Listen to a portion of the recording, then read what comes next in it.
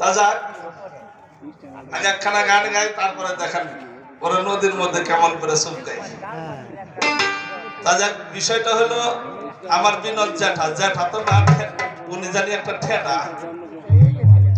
তাই আমার আসামে জন্ম আসামে তো জন্ম হলো তাই আসামে একবার গান গাইতে গেছি ওই জ্যাঠার সাথে জ্যৈষ্ঠী আষাঢ় মাস ওনার এলাকায় ঘুরা ঘুরা দেখায় কয় শোনো এটাতে পাহাড় কয়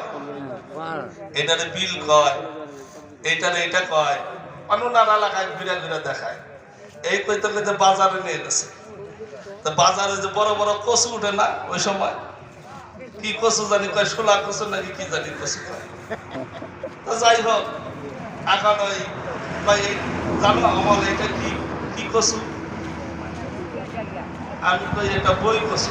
আমি তার চিনি না না এটা শোলা কচু আমি ধৈর্য ধরে থাকেন আগে একটা গান গাই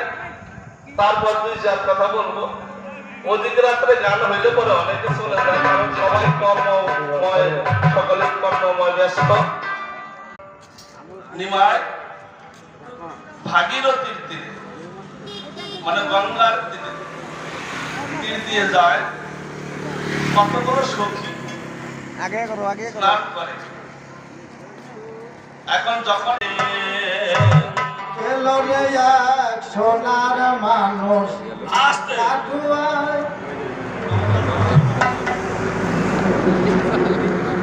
এলো রে বাবা মাইকটা একটু ঠিক করো না আগেকার সরকার যারা মাইক ছাড়া গান গাইছে তারা মাইকের ডিস্টার্ব হইলে আমাদের অসুবিধা হয় আমাদের মাইক দিয়ে অভ্যাস এলো রে সোনার মানুষ কাটোয়ায়